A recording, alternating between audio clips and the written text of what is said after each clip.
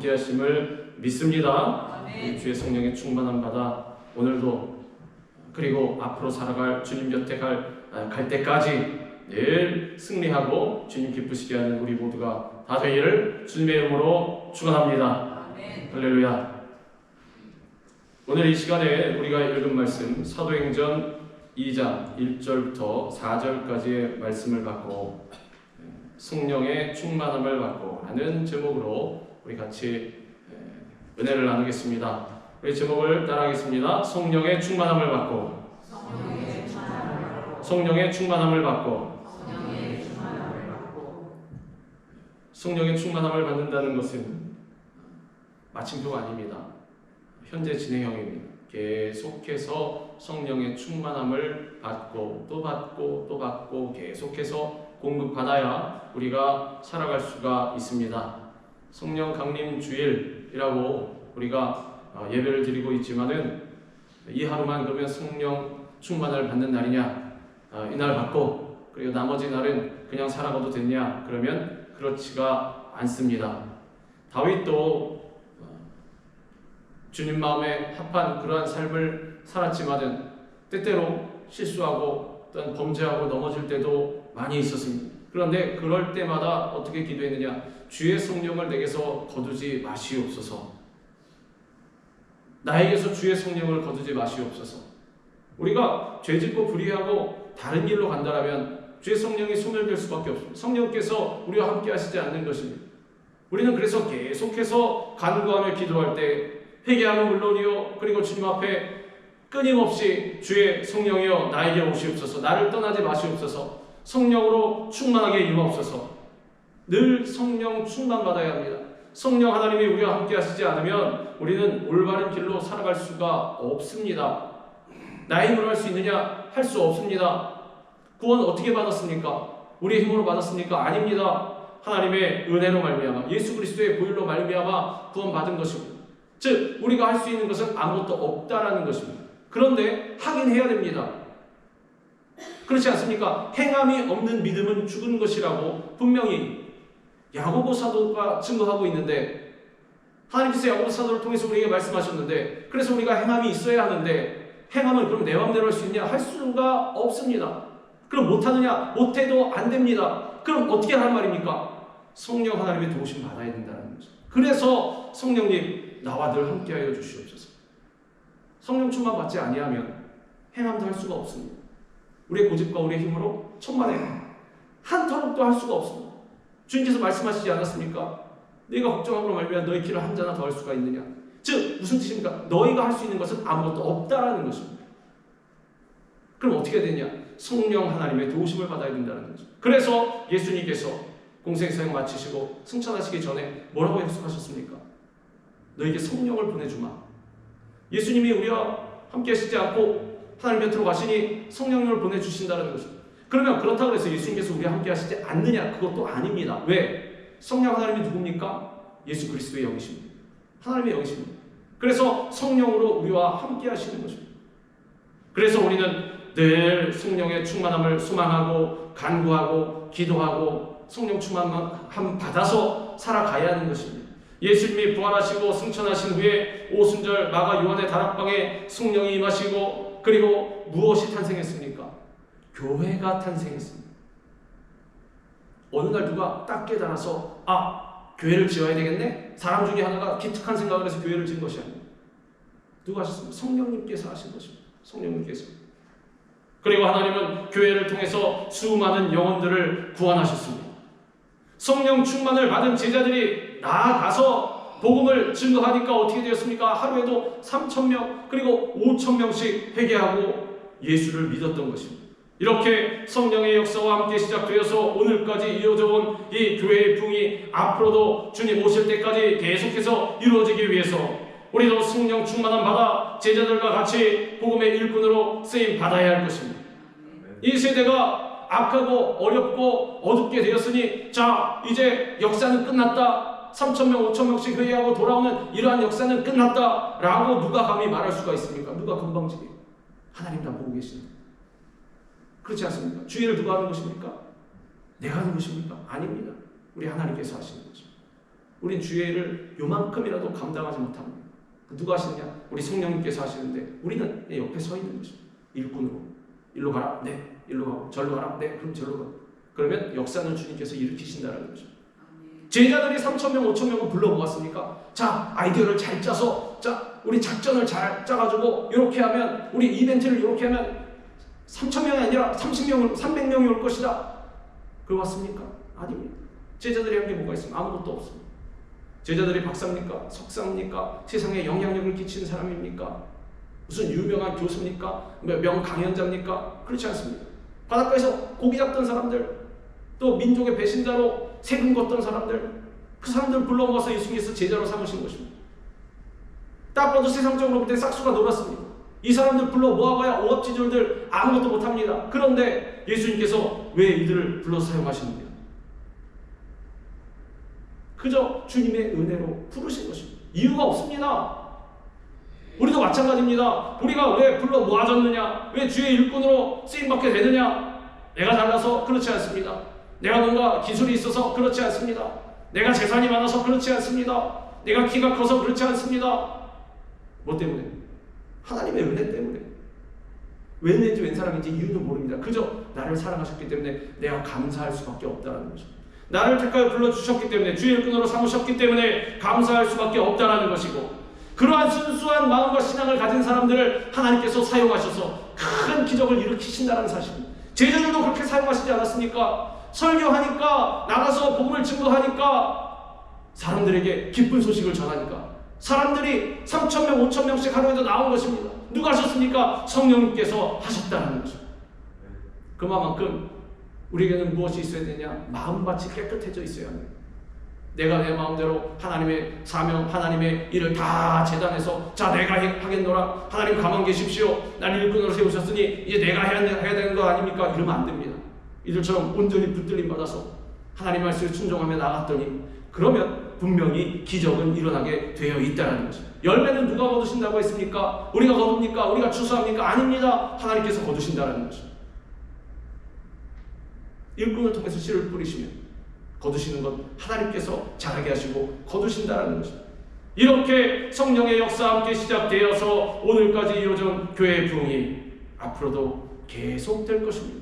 우리는 그것을 소망하고 바라보고 꿈꾸고 나아가야 하는 것입니다. 믿음으로 말미암아 분명히 성령 하나님과 동행하며 우리는 승리하게 될 것입니다. 예수님께서 승천하시기 전에 제자들에게 아버지께서 약속하신 성령을 기다리라고 말씀하셨습니다. 사도와 함께 모이사 그들에게 분부하여 이르시되 예루살렘을 떠나지 말고 내게서 들은 바 아버지께서 약속하신 것을 기다리라. 요한은 물로 세례를 베풀었으나 너희는 몇 날이 못되어 성령으로 세례를 받으리라 하셨느니라. 제자들은 그 약속의 말씀을 믿고 말씀이 이루어질 때까지 기다리다가 성령의 충만함을 받았습니다. 우리도 성령 충만을 받으려면 제자들처럼 예수님의 말씀을 붙잡고 기도하면서 응답을 기다려야 한다는 거죠. 말씀은 바로 누구십니까? 말씀은 바로 예수 그리스도이십니다.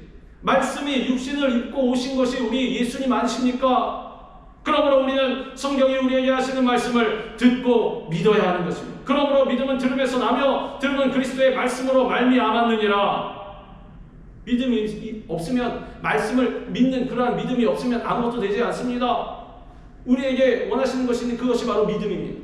믿음으로 말미암아 하나님께서 역사하시는 것입니다. 즉 믿음이 없이 불신만 있으면 예수님께서도 일하시지 않으셨습니다. 반대로 그 신분이 천하고 가진 것이 없고 배운 것도 없고 그리고 육신적인 아브라함의 혈통이 아닐지라도 이방인이라 할지라도 예수님 앞에 나와서 예수님 온전히 믿는 그 믿음을 고백했더니 예수님께서 일하시지 않았습니까? 말씀으로만 치료하시지 않았습니까? 귀신을 내어 쫓아주시지 않았습니까? 주님, 저는 주님 말씀하신 대로 개입니다. 개. 자녀의 상에서 떡을 취하여 개에게 던짐이 마땅하지 않다. 네, 맞습니다. 제가 개입니다. 그러나 개들도 주인의 상에서 떨어지는 그 부스러기를 먹나이다. 주님, 떡까지도 안 말합니다. 주님, 부스러기만 떨어뜨려 주옵소서. 그러면 저는 충분히 기적을 체험하겠다. 주님께서 부스러기만 주셔도 저는 변화되겠나이다. 귀신 쫓겨나가겠나이다. 뭐라고 하셨습니까? 여자야, 내 믿음이 크도다. 내 믿음대로 될지어다. 가라. 그 즉시로 귀신이 떠나가는 것입니다. 우리에게 그런 주님의 말씀을 믿는 믿음이 있어야 할 것입니다. 말씀이 없으면 우리는 올바로 설 수 없습니다. 초대교회의 성령 강림은 말씀 충만의 토대 위에 이루어졌습니다. 말씀과 동행하며 말씀으로 충만하여야 그리스도의 능력이 나타나는 것입니다. 이 말씀 폼으로 준 것이 아닙니다. 아끼고 다니면 멋있으라고 폼 잡으라고 주신 것이 아니라 말씀을 듣고 보고 믿으라는 것입니다. 하나님께서 이스라엘 백성을 사랑하셔서 애굽에서 이끌어내셔서 홍해를 갈라서 건너가게 하셨다. 얕은 곳만 수백 미터 되는 그 홍해를 가르셨다. 갈라졌구나. 하나님께서 가르셨구나. 오늘 날에도 나에게 그러한 기적이 일어나겠구나. 믿음만 있습니다. 믿고 나아가는 것. 그럴 때 성령이 임하시는 것입니다. 더 나아가서 들은 말씀이 이루어질 때까지 기다려야 하는 것입니다. 내가 여호와를 기다리고 기다렸더니 귀를 기울이사 나의 부르짖음을 들으셨도다. 제자들도 주의 말씀을 믿고 기도하면서 기다렸습니다. 우리는 그러지 않습니까? 하나님 말씀하셨지. 자, 그럼 기도하자. 그럼 이루어지리라. 기도하고 눈 딱 뜨고 안 이루어졌네? 병도 안 나왔네? 에이, 그만두자. 우리 그러지 않습니까? 주님, 내가 기도했으면 지금 기도 끝나자마자 이루어 주셔야 됩니다. 우리 대부분 그러지 않습니까? 그 시험 들고 나온 사람도 어떻게 했냐? 제 기도해도 하나도 안 들어주시더이다. 병도 안 났더이다. 내 열심히 기도했는데 재정 문제가 해결되지 않더이다. 하나님 안 계신 거 아닙니까? 그럼 가버립니다. 기다리지 못한다는 것입니다. 하나님 뭐라고 하셨습니까? 인내를 온전히 이루라. 인 너희를 온전하 구비하여 조금도 부족함이 없게 하려 합니다. 인내하라. 기다리라. 아브라함이 몇 년을 기다렸습니까? 이틀 반 기다렸습니까? 2달 반 기다렸습니까? 몇 년 기다렸어요? 25년을 기다렸어요. 25년을. 우리는 2달 반 기다려도 아이고 못하겠다. 이제 그만두리라. 그러지 않고 포기하지 않습니다. 2년 반이 아니라 25년을 기다린 것입니다. 신약 성경에도 증거하고 있습니다. 이 믿음이 얼마나 강했는지 하나님께서 분명히 나와 함께 하시고 나의 기도를 들으시고 응답하시리라. 이삭을 바치더라도 이삭이 누굽니까? 기도 응답의 산물 아닙니까? 그렇지 않습니까? 25년 만에 응답의 산물인데 하나님께서 그걸 다시 내놔라. 어떤 믿음이었습니까? 그걸 25년 만에 산물을 천신만고 끝에 응답받은 25년 만에 받은 응답을 하나님께 다 드리면서도 이 믿음만 있으면 하나님께서 죽은 자 가운데 다시 이삭을 살리시리라. 나에게 주시리라. 왜? 하나님의 약속이 있기 때문에. 또 그걸 믿은 것입니다. 그랬더니 어떻게 했습니까? 다시 또 주신 것입니다. 그 이삭만 풍성한 은혜, 축복을 아브라함의 자손이 모두 다 복을 받는 우리 영적인 아브라함의 자손들아니 우리에게까지 그 복이 올 수 있는 축복의 통로가 됐다라는 것입니다. 기다리는 동안 자아가 깨어지게 되고 결국 하나님의 뜻에 절대 순종하는 사람으로 변화되는 것입니다. 아브라함이 그러지 않았습니까? 25년 동안 기다렸더니 결국엔 자아가 깨어지고 하나님의 뜻에 절대 순종하면서 이삭을 바치라 했을 때도 이삭을 아낌없이 바칠 수 있었다라는 것입니다. 그 누굴 위해서입니까? 다 우리를 위해서 그런 것입니다. 하나님이 뭔가 우리에게 맛있는 걸 뺏어서 좋은 걸 뺏어서 하나님 취하시려고 그러신 건 절대로 아닙니다. 우리에게 더 주시려고 주시고 들어온 대로 넘치도록 하여 안겨주시려고 하나님께서 우리에게 말씀하시고 기다리게 하시는 것입니다. 기다림은 성숙한 신앙인의 모습이고 기다림을 통해서 하나님의 뜻이 성취되는 것입니다. 지금 기도할 때 혹시나 답답하고 힘들어도 인내하고 끝까지 주님 붙들고 기도하면서 나아가야 하는 것입니다. 우리가 할 것은 인내함밖에 없습니다. 기도하면서 인내하는 것입니다. 하나님의 말씀을 믿고 아브라함처럼 끝까지 인내하고 나아가는 것입니다. 자고 일어나서 아이고 또 응답 안 되네. 자고 일어나서 또 응답 안 되네. 이러면 절대로 안 됩니다. 그럼 조석간에 왔다 갔다 하는 신앙. 파도가 치는 것이 우리 어떤 신앙 되어야 됩니까? 어떤 상황이 와도 강물처럼 고요하게 잔잔한 수면처럼 한결같은 그러한 신앙이 되어야 하는 것입니다. 물론 완벽하진 않을 것입니다. 우린 부족합니다. 그러나 그럼에도 불구하고 올바른 방향이 어느 쪽이냐 그걸 알고 있어야 합니다. 그래야 하나님께서 기뻐하시는 그러한 기다림의 사람이 될 수 있다는 것입니다. 그 반드시 응답받습니다. 요셉도 응답받았고 다윗도 응답받았습니다. 10년이 지나고 13년이 지났을지언정 하나님께서 어떻게 응답하셨습니까? 아주 작은 응답도 아니라 큰 응답으로 역사하셨습니다. 요셉이 어떻게 되었습니까? 요셉 이제 감옥에서 풀려나서 아버지 품으로 돌아갔습니까? 아닙니다. 대통령이 되었습니다. 총리 당시에. 그러면 다윗은 어떻게 되었습니까? 다윗 왕이 되었습니다. 이 사람들이 한 게 뭐가 있습니까? 그냥 기도하고 주의 말씀을 믿고 붙잡고 기다린 것밖에 없습니다. 기다린 것, 그냥 기다린 것입니다. 다윗이 쿠데타를 일으켰습니까? 아니면은 무슨 정치적인 세력을 끌어 모아서 사람들을 선동했습니까? 아닙니다. 그냥 쫓겨만 다녔습니다. 하나님이 이끄시는 대로 인내하고 기다리면서, 물론 시편 말씀에 보면 탄식할 때도 많이 있습니다. 기다리면서. 그러나 그럴지언정 계속해서 기다렸다는 것입니다. 요셉도 마찬가지입니다. 계속해서 너 이제부터 종이다. 그럼 종살이하면서 기다리고, 너 이제부터 죄수다. 그럼 감옥에 들어가서 또 기다리고, 계속해서 기다렸더니 하나님께서 약속하신 때에 분명하게 이루시더라. 우리 하나님 째째하신 분이 아닙니다. 우리 하나님 풍성하신 분, 부족함이 없으신 분, 마음이 한이 없이 넓으신 분, 응답하셔도 풍성하게 응답하십니다. 우리가 생각하는 그런 클래스가 아닙니다. 우리의 생각으로 하나님 재단하면 절대로 안 됩니다. 그럼 하나님 일하시지 않습니다. 우리의 생각의 틀에 딱 가둬놓고 주님 요한에서만 역사하시겠지요? 이러면 절대로 안 됩니다. 가능성 다 열어놓고 하나님 저는 알지 못합니다. 왜? 전 부족한 사람이니까. 끝까지 그냥 주님만 바라보고 인내하며 나아갑니다. 하나님 치료하실 줄로 믿습니다. 하나님 응답하실 줄로 믿습니다. 하나님 내 삶을 채우실 줄로 믿습니다. 하나님 잃어버렸던 영혼이 돌아올 줄로 믿습니다. 끝까지 기다리면서 주님 믿고 기도하고 나아가면 하나님께서 약속하신 말씀대로 그대로 이루어 주시는 것입니다. 예수님의 제자들이 약속하신 성령을 기다리면서 약속의 말씀을 붙잡고 오로지 기도에 힘쓰자 성령의 충만함을 받았습니다. 여자들과 예수의 어머니 마리아와 예수의 아우들과 더불어 마음을 같이하여 오로지 기도에 힘쓰더라. 하나님은 우리가 힘을 다하여 간구하는 그러한 기도를 들으십니다. 듣고 계십니다. 안 들으시지 않습니다. 우리가 볼 때는 안 들으시는 거 아닌가, 공허한 외침이 아닌가, 시간 낭비하는 것이 아닌가 이렇게 생각될 때가 있을지도 모르겠지만 절대로 그렇지 않습니다. 하나님께서는 지금 우리 가운데도 지금 현재 와 계신 것입니다. 우리의 심령 가운데 좌정하셔서 감찰하시는 것입니다. 우리가 무슨 생각을 하고 있는지, 우리가 어떠한 소망을 품고 있는지, 어떠한 기도를 하고 있는지 하나님께서 귀를 기울여 들으시는 것입니다.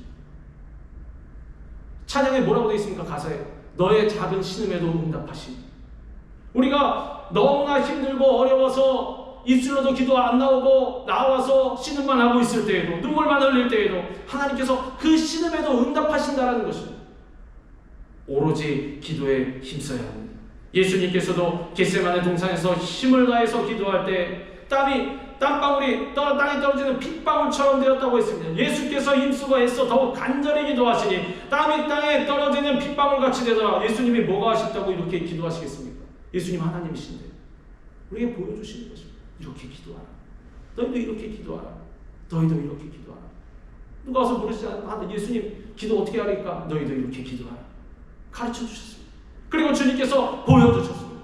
이렇게 기도해야 한다는 거예요. 비록 그 당시에 제자들은 꾸벅꾸벅 졸고 기도도 못했을지라도 예수님께서는 땀방울이 땅에 떨어지는 핏방울같이 되도록 그렇게 기도해서 보여주신 것입니다. 제자들이 귀신 내어쫓지 못하고 있을 때 예수님께서 오셔서 너 왜 그러고 있느냐? 내 제자들이 귀신을 못 내어쫓습니다. 답답한 놈을 데리고 와라. 예수님께서 내어쫓아 주셨습니다. 난 제자들이 예수님 어떻게 해야 이렇게 귀신이 쫓겨나갑니까? 기도 외에는 이런 이유가 나갈 수 없느니라. 이 사람아 기도하라. 그 가만히 있지 말고 기도하라. 애쓰고 힘써서 기도하라. 오로지 기도에 힘쓰라. 북이스라엘 아방 시절에 3년 반 동안이나 비가 오지 않아서 온 땅이 타들어가고 모든 식물들이 말라 죽어갔습니다. 선지자 엘리야는 갈멜산 꼭대기에 올라가서 꿇어 엎드려서 그 얼굴이 무릎 사이에 들어가 땅에 닿도록 7번이나 간절히 기도했습니다. 7번은 성경에서 완전한 수를 말하면 즉 계속해서 죽도록 기도했다는 것입니다. 7번만 기도한 것이 아니라 계속해서, 숫자가 중요한 것이 아니라 계속해서 끊임없이 쉬지 않고 기도했다는 것입니다. 어떻게? 무릎 사이에 머리가 들어가다. 얼마나 간절히 기도했으면 무릎 사이에 얼굴이 들어갔겠습니까? 그때 하늘에 손바닥만한 구름이 뜨고 비가 쏟아지기 시작했습니다. 우리가 생각했을 때 하늘이 우렁광광 시커먼 구름들이 꽉 갑자기 들어차고 막 폭우가 쏟아져야 그게 응답인 것 같은데 하나님의 응답은 그렇지 않을 때가 많이 있습니다. 산복 올라가서 봐라, 아무것도 없습니다. 기도하고 또 올라가서 봐라, 아무것도 없습니다. 또 올라가서 봐라, 손바닥만한 구름이 조용히 있습니다. 우리 대부분 그거 볼 때 뭐라고 생각합니까? 아, 이건 아니네. 기도하기 멈춥니다. 그런데 어떻게 됐습니까? 그 손바닥만한 구름이 온 땅을 다 적셨다라는 것입니다. 지금 어떠한 문제들이 앞을 가로막고 있으니까 하나님의 응답이 올 때까지 엎드려 간절히 기도하시기 바랍니다. 어떤 분이 그렇게 여쭤봤다 그러지 않습니까? 어떤 목사님 찾아와서 목사님 언제까지 기도해야 됩니까? 기도는 뭐 3일 해야 됩니까? 한 달을 해야 됩니까? 1년 해야 됩니까? 응답이 올 때까지 기도하십시오.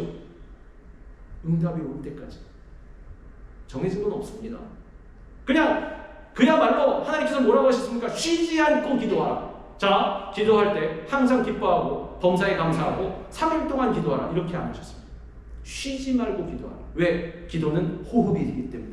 호흡이기 때문에. 우리 호흡 쉬지 않지 않습니다. 하나님께서 오라 부르실 때까지 호흡하고 있지 않습니다.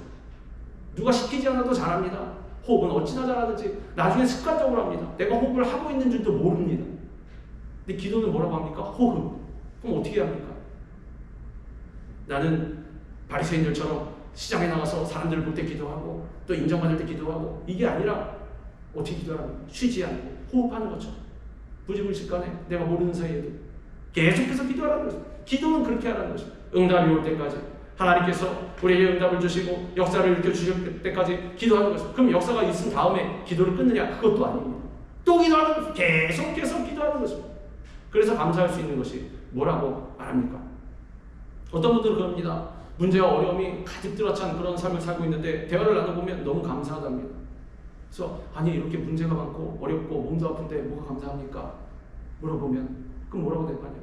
이게 있기 때문에 제가 기도합니다. 만약에 이거 없었으면 저 기도 안 했을 겁니다. 그런데 이게 있기 때문에 제가 기도하는 그러한 모습이 있다는 것입니다. 하나님께서 나를 사랑하셔서 나의 기도를 들으시고자 계속해서 나를 부르신다는 것입니다. 문제로 부르시고 어려움으로 부르시고 질병으로 부르신다는 것입니다. 그래서 내가 지금 질병이 안 낫고 문제가 해결 안 된데도 불구하고 감사할 수 있는 것은 하나님의 은혜 때문에 내가 계속 기도할 수 있어서 저는 기도하는 그 삶 자체가 천국입니다. 너무나 좋습니다. 얼마나 도전이 되는지 이러한 고백이 기도할 수 있어서 감사하답니다. 기도할 때 하늘의 문이 열리고 기적이 일어나는 것입니다. 기도는 약속의 말씀이 응답으로 이루어지게 되는 힘이 되고 하나님의 손을 움직이는 능력이 있는 것입니다. 히스기야가 어떻게 되었습니까? 하나님께서 너 이제 죽고 살지 못하리라. 하나님의 예정이었습니다. 하나님의 뜻이었습니다. 근데 그럼에도 불구하고 히스기야는 하나님 앞에 나와서 얼굴을 벽에 대고 눈물로 침상을 적셔가면서 기도했습니다. 하나님 살려주시옵소서. 살려주시옵소서. 사실 명분은 없습니다. 주님, 제가 죽으면 이러한 불리한 점이 있고 제가 죽으면 이러한 손해가 있고 하나님 나라에 이러한 누가 되고 주님 그래서 사람 이게 없습니다. 그냥 순수한 마음으로 간절한 마음. 사람 원초적인 게 살고 싶지 않습니까? 그러니까 그러한 마음 갖고 하나님 앞에 매달려 기도하는 것입니다. 물론 기도할 때 뜻도 중요합니다. 기도할 때 성숙한 기도는 우리 뜻을 올바로 세워야 한다 그러지 않습니까? 그래서 뭐 이런 조건도 있고 저런 복잡하게 많이 세워놓습니다. 그런데 중요한 것은 그렇게 그러한 것에 끌려다니는 기도 못합니다. 다 생각하려면. 그렇지 않습니까? 어떤 게 올바른 기도지? 어떤 게 성숙한 기도지? 이거 생각 기도 못합니다. 히스기야는 그냥 살고 싶어 기도했습니다. 하나님 살려주시옵소서. 날마다 주님 붙잡고 기도한 것입니다. 히스기야가 의원을 찾아다녔습니까? 누굴 단지 그 모습밖에 없었어요. 내가 살기 위해서 다른 것 의지하지 않는다. 나 그냥 하나님만 의지한다. 하나님께서 이 순수하고 단순한 마음을 보시고 살려주신 것입니다. 너에게 너의 수완을 15년을 더해주리라. 그리고 플러스 모든 대적들의 손에서 너희를 구원하여 주리라. 열심히 주님만 바라보고 기도했더니 하나님께서 기뻐하셨다는 것입니다. 우리가 해야 될 것은 온전히 기도에 힘쓰는 것입니다. 믿음을 가지고 날마다 십자가 밑에 나아가서 기도하시기 바랍니다. 우리가 십자가 앞에 담대히 나아갈 때 예수님께서 우리의 기도를 들으시고 보혈로 우리를 치료하시고 주님의 은혜로 우리를 새롭게 만드시고 우리의 모든 부족한 것들을 채워주시는 것입니다. 말씀과 기도와 십자가는 분리될 수가 없습니다. 기도를 통해 말씀을 붙잡고 십자가 밑에 나아가서 문제의 짐을 내려놓는 것입니다. 수고하고 무거운 짐진 자들아 다 내게로 오라. 내가 너희를 쉬게 하리라. 나는 마음이 온유하고 겸손하니 내려서 내 멍에를 메고 내게 배우라. 하나님의 은혜로 초청하시는 것입니다. 수고하고 무거운 짐을 주님 앞에 다 맡겨 놓으라는 것입니다. 예수님을 만나는 능력 있는 신앙생활은 기도를 통해서 가능하며 교회의 부흥은 기도를 통해 다가옵니다. 다 기도를 통해 시작되고 기도를 통해 끝맺음이 되는 것입니다. 그래서 예수님께서 늘 공생의 사역간에 우리에게 기도의 생활을 삶으로 보여주십니다. 예수님 어떻게 기도하셨습니까? 새벽 미명에 나와서 하루에 7시간 기도를 시작하고 또 어떻게 기도하셨습니까? 제자들 다 돌려보내시고 홀로 산에 올라가서 밤에 기도하셨습니다. 날마다 틈만 나는 대로 겟세마네 기도 동산에 올라가서 기도하시고 어디에도 올라가서 기도하시고 계속해서 아침, 점심, 저녁으로 계속해서 기도하셨습니다. 이 기도의 본을 받으라는 것입니다. 교회가 부흥하고 가족이 회복되고 세계만방의 복음을 전할 수 있는 원동력은 바로 기도인 것입니다.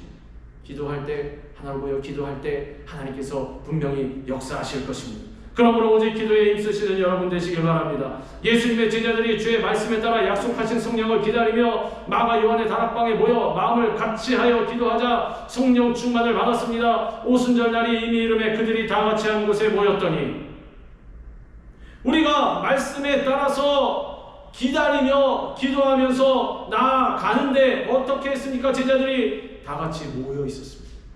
하나가 되었습니다. 교회의 부흥은 하나 될 때 이루어지는 것입니다. 그러나 마귀의 역사는 어떻게 됩니까? 나뉘게 하는 것입니다. 계속해서 나눕니다. 하나님과 사람을 나누게 하고 사람 사이를 나누게 하고 있습니다. 아담과 하와를 통해서 하나님으로부터 분리되게 만들었습니다. 마귀가 무슨 그거밖에 없습니다. 와서 이간질하는 것입니다. 떨어지게끔. 그래서 우리를 자꾸 세상 가운데로 부르지 않습니다. 하나님은 우리를 천국으로 초청하시는데 마귀는 세상으로 초청합니다. 야, 지금 그래도 니네가 살고 있는 거 발붙이는 거 세상 아니냐? 그러니까 세상에 나가서 일단 즐겁게 살아야지. 일로 와봐. 좋은 거 있어. 주일은 교회가, 근데 나머지는 세상으로 와. 이렇게 부르는 것입니다. 마귀가 얼마나 계획을 잘 짜는지 가만 들어보면 괜찮은 것 같습니다. 왜냐하면 이것도 잡고 저것도 잡을 수 있기 때문에 일석이조 아닙니까? 우리 그런 거 말하지 않습니까? 세상에서는. 근데 우리 그리스도인들은 그렇지 않다는 것입니다. 우리에게는 길이 하나밖에 없습니다. 우리 자꾸 이 길도 가고 저 길도 가고 그러려면 안 됩니다. 주님께서 뭐라고 말씀하셨습니까? 예수 그리스도의 그 이름에는 다른 길을 주신 적이 없다라고 했습니다. 들어갈 수 있는 문은 하나입니다. 양의 문이 되신 우리 예수님 통해서만. 그러니까 예수님께만 나아가야 한다는 것입니다. 우리가 하나가 돼서 오직 한 길, 예수 그리스도의 그 길로 나아가야 하는데 마귀는 자꾸 우리를 꼬드긴다는 것입니다. 마음을 같이하여 같은 사랑을 가지고 뜻을 합하며 한 마음을 품어 아무 일에든지 다툼이나 허영으로 하지 말고 오직 겸손한 마음으로 각각 자기보다 남을 낫게 여기고 각각 자기 일을 돌볼 뿐더러 또한 각각 다른 사람들의 일을 돌보아 나의 기쁨을 충만하게 하라. 마음을 같이하여 같은 사랑을 가지고 뜻을 합해야 하는 것입니다. 그리고 한 마음을 품어야 하는 것입니다. 다툼이나 허영으로 하지 말고 다툼이나 허영 언제 생깁니까? 우리가 갈라질 때. 저 사람 다르고 나 다르고. 물론 사람은 다릅니다. 그래서 다른 점 인정해 줘야 됩니다. 인정하면서 하나가 되는 것입니다. 근데 인정을 못합니다. 그래서 갈라지는 것입니다. 그리고 겸손하지 못하면 또한 갈라집니다. 내가 저 사람보다 좀 난데 그렇지 않습니까? 겸손하면 내가 고개를 숙여야 되는데 그러지는 못하겠습니다. 나도 자존심이 있는데 나도 뭐 세상에서 가오라 그러지 않습니까? 뭐 그런 게 있는데 그럼 갈라진다는 것입니다. 한 마음이 되지 못합니다. 근데 뭐라고 말씀하십니까? 나보다 남을 낮게 여기라는 것입니다. 더 높게 여기라는 것입니다. 그래서 예수님께서 뭐라고 말씀하셨습니까? 초청받아 가거든 윗자리에 앉지 말고 처음부터 밑자리 가라는 것입니다. 겸손하라는 것입니다. 그러면 하나님께서 오셔서 높여주신다는 거예요. 자네 왜 맨 아랫자리에 앉았는가? 이리 오게. 그런데 내가 가서 스스로 난 높은 사람이지 높은 자리에 가면 뭐라고 하신다는 거예요? 하나님께서 오셔서 왜 윗자리에 앉아있느냐? 너보다 더 높은 사람 왔으니 일어나라. 그 민망하게 된다는 것입니다. 성령님도 되어 있으면 민망하게 창피하게 된다는 것입니다. 그 창피 당하지 말고 미리 가서 낮은 자리에 즉 먼저 겸손하게 되라는 것입니다. 그게 바로 우리가 하나가 되는 길이 되는 것입니다. 그런데 이렇게 하나 되는 마음 어떤 마음입니까? 방금 읽어드렸던 이 빌립보서 2장 2절부터 4절 바로 다음에 5절에 있습니다. 너희 안에 이 마음을 품으라. 곧 예수 그리스도의 마음이니. 누구의 마음? 이게 예수님의 마음인 것입니다. 비굴한 마음이 아닙니다. 창피한 마음이 아닙니다.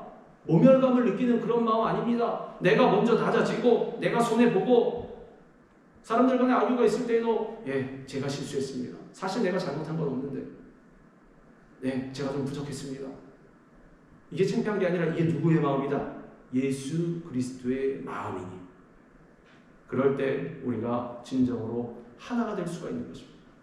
우리가 예수님의 마음을 품으면 하나가 될 수 있습니다. 그러므로 우리는 삶의 자리에 어디에서나 작은 예수가 되어서 예수님의 사랑으로 이해하고 용서하여 서로를 하나 되게 하는 그러한 믿음의 사람이 되어야 하는 것입니다. 그럴 때 성령 하나님께서 우리 가운데 역사하시고 우리 가운데 충만한 은혜를 부어주시고 우리의 모든 만약에 억울한 일이 있으면 하나님께서 신원하여 주시는 것입니다. 오순절 성령 강림의 모습을 살펴보면 성령이 바람과 불로 임하였고 모인 성도들은 다른 방언으로 말하기 시작했습니다. 호련히 하늘로부터 급하고 강한 바람 같은 소리가 있어 그들이 앉은 온 집에 가득하며 마치 불의 혀처럼 갈라지는 것들이 그들에게 보여 각 사람 위에 하나씩 임하여 있더니 그들이 다 성령의 충만함을 받고 성령이 말하게 하심을 따라 다른 언어들로 말하기를 시작하니라. 당시에는 초자연적인 이런 예수님도 계셨고 그랬더니 그래서 그 시대에는 이러한 일들이 빈번하게 일어났구나. 역사적으로 있었구나. 오늘날에도 있습니다. 성령 하나님께서 이렇게 역사하신다는 것입니다. 당시에 이 말씀을 우리에게 왜 전해주고 계십니까? 역사적으로 공부하라고. 성경도 공부하는 사람 많습니다. 예수 안 믿는 사람들도. 역사적 학자들도 공부 많이 합니다. 그러면 그 사람들과 우리의 차이점이 무엇이냐? 그 사람들에게 있어서 이것은 예전에 일어났던 일, 지금하고 상관없는, 과거에 있었을지도 모르는 그런 일. 우리는 현재에도 일어나는 일, 현재에도 하나님께서 역사하신, 성령 하나님께서 이렇게 역사하신다는 것입니다. 에스겔 골짜기에 많은 뼈들에게 생기가 들어가자 큰 군대가 되어서 일어났던 것처럼 성령의 바람이 불어오면 우리의 영혼이 죽음에서 생명으로 옮겨진다는 것입니다.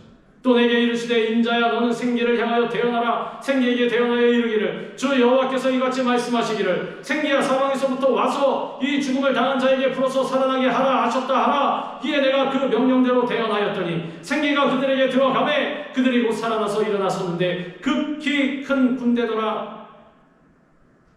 성령 하나님께서 바람같이 불같이 생수같이 우리 가운데 역사하시면 우리에게 생기가 들어와서 우리의 생명이 더 영원한 생명이 되고 그리고 더 나아가서 우리의 삶의 모습이 변화된다는 것입니다. 생각해 보십시오. 사람이 성격이 변화됩니까? 사람 성격 잘 변화 안 됩니다. 왜냐하면 타고난 성격이라는 게 있지 않습니까? 누구는 급하고 누구는 느긋하고 이런 게 있습니다. 그런데 성령이 역사하시면 이것도 변화된다는 것입니다. 변화 안 되는 게 없습니다. 그러면 만약에 그것이 변화된다면 이게 기적입니까? 안 기적입니까? 기적입니다. 그렇죠? 즉 세상에서 불가능하다고 말합니다. 질병이 고침받는 것도 마찬가지입니다. 하나님께서 환경의 문을 열어주시는 것도 마찬가지입니다. 누가 와서 문을 활짝 열어주지 않으면 열리지 않는다는 것입니다.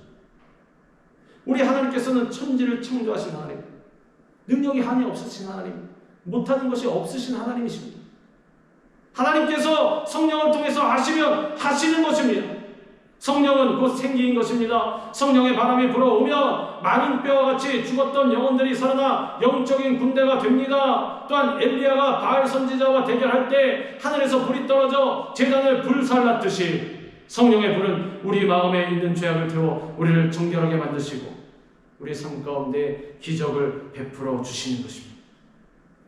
성령의 충만을 받으면 반드시 기적은 일어납니다. 성령 충만 받으시기 바랍니다. 말씀하신 하나님의 은사도 사모하시기 바랍니다. 성령 충만을 받으면 방언도 하게 됩니다. 예언도 하게 됩니다. 하나님께서 그 사람 사랑의 은사로 또한 채워주시는 것입니다. 병고침의 은사도 나타나게 됩니다. 하나님께서 우리에게 유익한 은사를 허락해 주시는 것입니다. 사모하면서 성령 충만을 간구하며 기도할 때 역사는 일어나는 것이고 당시에 일어났던 초자연적인 하나님의 그러한 일하심이 우리 가운데도 있게 된다는 것입니다. 초자연적이라는 그러한 세상에 많은 있지만 우리가 볼 때 어떻습니까? 이것은 상식이 되는 것입니다. 과거에 조영기 목사님이 사역하실 때 전도사 시절에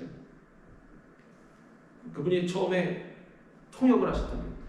그래서 여의도 광장에서 빌리그레암 목사님 성회가 이르면 뭐 5만 명, 10만 명 모이지 않습니까? 그럼 거기서 빌리그레암 목사님 설교를 하면 통역을 했다는 것입니다.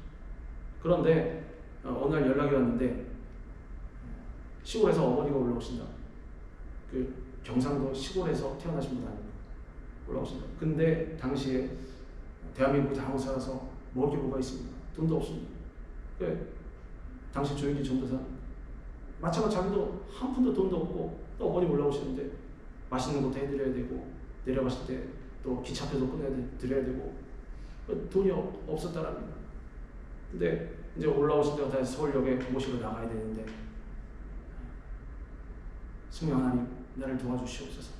제가 어떻게 해야 되겠습니까? 열심히 주의 사명 감당하고 있는데 제가 돈이 없습니다. 또 원초적인 기도를 한 것입니다. 숙제도 좋습니다. 주님 그런데 돈이 없습니다. 성회를 통역을 하고 나서 사람이 궁하면 주머니를 뒤진다고 하지 않습니까? 그래서 당시 이게 주머니를 뒤졌다. 뒤졌는데 뭐가 잡히더라고요. 그래서 이게 꺼내보니까 봉투였습니다. 흰 봉투. 이게 뭔 봉투지? 열어봤더니 돈이 있더라고요. 근데 이게 돈이 어디서 났지? 돈 액수가 자기가 생각한 어머니를 잘 모시고 기차표까지 끊어서 내려보낼 수 있는 그러한 돈이 들어있었다는 것입니다.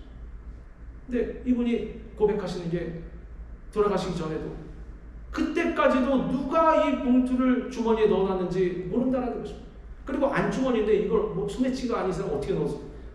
잘 아시겠지만 이거 꺼내긴 쉬워도 넣기는 어렵습니다. 사실 아무리 재주를 잘 부리는 사람도 아직까지도 모르겠다는 것이죠. 그래서 느낀 것이 무엇이냐?